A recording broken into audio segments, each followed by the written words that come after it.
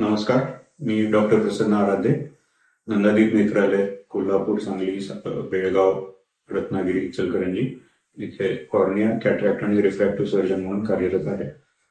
सध्या पावसाळा सुरू आहे, त्याचबरोबर काही दिवसात आता डोळे येण्याची साथ किंवा कंजंक्टिव्हायटिस याची साथ सुरू होण्याची शक्यता असते.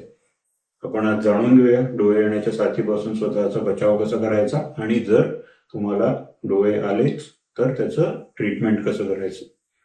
मुळात काय असतं, जेव्हा आपले अस्वच्छ हात डोळ्यांना लागतात तेव्हा ते इन्फेक्शन डोळ्यांमध्ये ट्रान्समिट होतं आणि त्यामुळे आपल्याला डोळे येतात.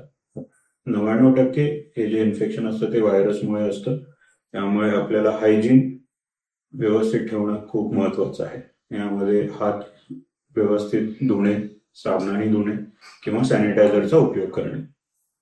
जेव्हा तुम्हाला जाणवतं की डोळ्यांमध्ये चरचरत आहे, डोळे लाल होत आहेत किंवा डोळ्यांना चिकट पाणी येत आहे, तेव्हा महत्वाच्या काही गोष्टी असतात ज्या आपल्याला फॉलो करायच्या असतात.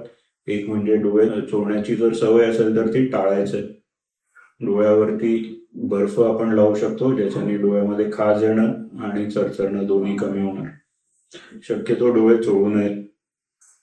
जेव्हाही आपण डोळ्यातनं चिकट पाणी येत असेल तेव्हा आपण ते डोळ्याला टिश्यू पेपरने पुसून तो टिश्यू पेपर त्वरित फेकून द्यायचा आहे. एकच टिश्यू पेपर किंवा एकच रुमाल दिवसभर वापरायचा नाही, त्याच्याने इन्फेक्शनची शक्यता जास्त होते.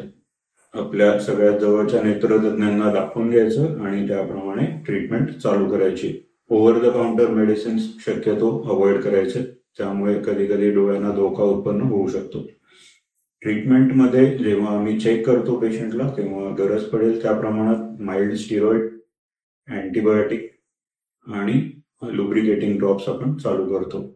तर यातलं नक्की कुठल्या औषधांची तुमच्या डोळ्यांना गरज आहे ते आपण चेकअप केल्यानंतर ठरवू शकतो. धन्यवाद.